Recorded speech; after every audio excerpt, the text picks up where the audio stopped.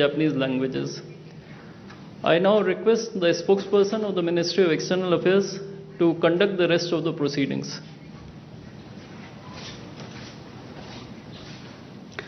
Namaskar, good afternoon. Your Excellency Ms. Takaichi Sanai, Prime Minister of Japan, Honorable Prime Minister of India, Shri Narendra Modi, Honorable Ministers, members of both delegations and friends from the media. We will now have the press statement. Narendra Modi to give his remarks to the media. Your excellency और मेरी छोटी बहन प्रधानमंत्री Takaichi जी, दोनों देशों के delegates, media के साथियों, नमस्कार, konnichiwa. India Japan annual summit के लिए प्रधानमंत्री ताकाइची का भारत में अपनी पहली यात्रा पर स्वागत करते हुए मुझे बहुत खुशी हो रही है। वे जापान की पहली महिला प्रधानमंत्री भी है और एक दूरदर्शी और लोकप्रिय नेता भी है। इतना ही नहीं, वे जापान के नारा प्रीफेक्चर से आती हैं, जो भारत जापान की साझा बौद्ध विरासत का एक बहुत महत्वपूर्ण केंद्र है। फ्रेंड्स, कुछ ही दिन पहले G7 समिट में मैंने कहा था कि वैश्विक उथल-पुथल के आज के माहौल में आपसी विश्वास हमारा सबसे बड़ा स्ट्रेटेजिक एसेट है और मुझे गर्व है कि भारत जापान की साझेदारी इस कसौटी पर पूरी तरह खरी उतरती है। पिछले कई दशकों में ऑटोमोटिव से लेकर इलेक्ट्रॉनिक्स तक जापान ने भारत की ग्रोथ स्टोरी का अहम हिस्सेदार बनकर दोस्ती और विश्वास की एक अमूल्य पूंजी बनाई है। और आज प्राइम मिनिस्टर ताकाइची की यात्रा से हम अपनी special strategic and global partnership के नए अध्याय की शुरुआत कर रहे हैं। फ्रेंड्स, आज भारत और जापान दोनों ही विश्व की सबसे बड़ी इकोनॉमीज में से है। एक फ्री, प्रॉस्परस और रूल्स बेस्ड इंडो पैसिफिक हमारी साझा प्राथमिकता है। क्षेत्र की सबसे बड़ी डेमोक्रेटिक और मार्केट इकोनॉमीज के रूप में आज हमने कई महत्वपूर्ण पहल की हैं। इनसे हम मिलकर पूरे क्षेत्र में शांति, स्थिरता और प्रगति का मार्ग प्रशस्त करेंगे। फ्रेंड्स, प्रधानमंत्री ताकाइची और मेरा विश्वास है कि टेक्नोलॉजी पार्टनरशिप हमारे सहयोग का सबसे मजबूत स्तंभ बनेगी।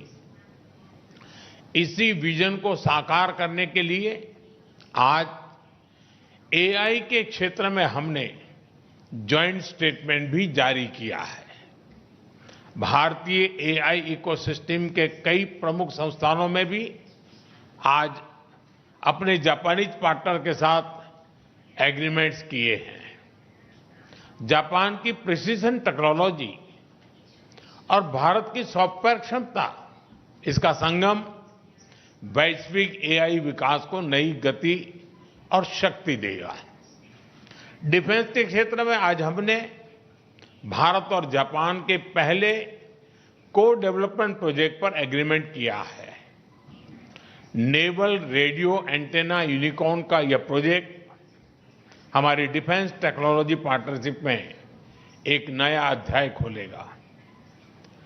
अब हम ऐसी डिफेंस टेक्नोलॉजीज को साथ मिलकर विकसित करेंगे जो रीजनल पीस, मैरीटाइम सिक्योरिटी और रूल बेस्ड ऑर्डर को मजबूत करेगी। फार्मा, मेडिकल डिवाइसेस और बायोटेक में आज किए गए एग्रीमेंट से हम ग्लोबल हेल्थ सिक्योरिटी में भी योगदान देंगे।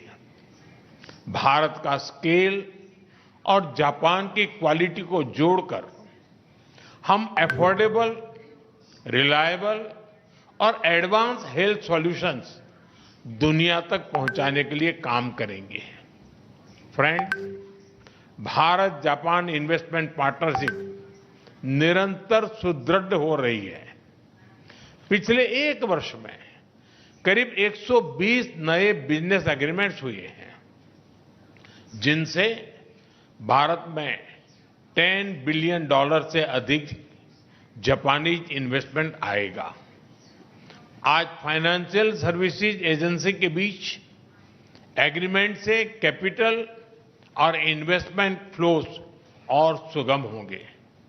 हमारा लक्ष्य स्पष्ट है, अगले 10 वर्षों में जापान से भारत में 10 ट्रिलियन येन इन्वेस्टमेंट और भारत में जापानीज कंपनी की संख्या दोगुनी करना। भारत में लगातार हो रहे रिफॉर्म से ईज ऑफ डूइंग बिजनेस बढ़ा है। जापान की कंपनीज भी इसका लाभ उठा सकती हैं।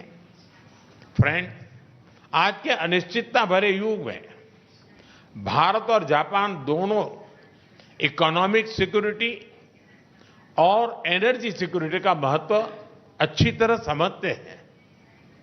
इसी दिशा में आज हमने इकोनॉमिक सिक्योरिटी के लिए एक ज्वाइंट रोडमैप तैयार किया है। इसके माध्यम से हम सेमीकंडक्टर, क्वांटम और एडवांस मटेरियल जैसे स्ट्रेटेजिक क्षेत्रों में सप्लाई चेन रेजिलियंस को मजबूत करेंगे। एनर्जी सिक्योरिटी के क्षेत्र में भी आज हमने कई महत्वपूर्ण निर्णय लिए हैं। इंडिया जापान बायोगैस इनिशिएटिव के माध्यम से हमें भारत में 1000 बायोगैस और ऑर्गेनिक फर्टिलाइजर प्लांट्स लगाने में सहायता मिलेगी। इससे हमारी गोवर्धन पहल और मजबूत होगी। इससे भारत के गांवों में सस्टेनेबिलिटी, प्रॉस्पेरिटी और रूरल लाइवलीहुड को नई शक्ति मिलेगी। ऑयल शॉक जैसी परिस्थितियों से निपटने के लिए आज हमने एनर्जी रेजिलियंस पर भी एक महत्वपूर्ण पहल की है। साथ ही बैटरी, ग्रीन हाइड्रोजन और न्यूक्लियर एनर्जी में हमारा सहयोग विश्व के क्लीन एनर्जी फ्यूचर में महत्वपूर्ण योगदान देगा। भारत और जापान मिलकर इकोनॉमिक सिक्योरिटी को शेयर्ड सिक्योरिटी और एनर्जी ट्रांजिशन को शेयर्ड अपॉर्चुनिटी के रूप में हम लेते हैं और उसको आगे बढ़ाने की दिशा में हम काम करेंगे और उसको बदलेंगे। फ्रेंड्स, आज हमने Bharat Japan next generation mobility partnership framework भी तैयार किया है। इससे अब हम ऑटोमोटिव सेक्टर में हमारी सक्सेस स्टोरी को शिप बिल्डिंग, एविएशन और लॉजिस्टिक जैसे क्षेत्रों में भी दोहराएंगे। फ्रेंड्स, हमारे संबंधों की बड़ी ताकत हमारी पीपल टू पीपल टाइज है।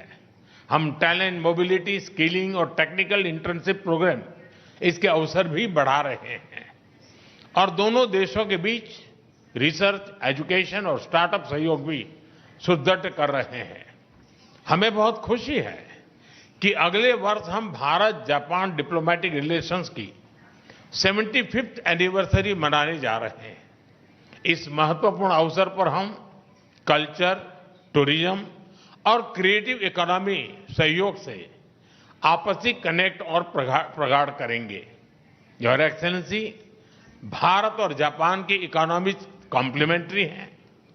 सांस्कृतिक मूल्यों से लेकर आधुनिक टेक्नोलॉजी तक हमारी सोच और अप्रोच भी समानता है और सबसे बढ़कर हमारे संबंधों की नींव अटूट आपसी विश्वास पर टिकी है।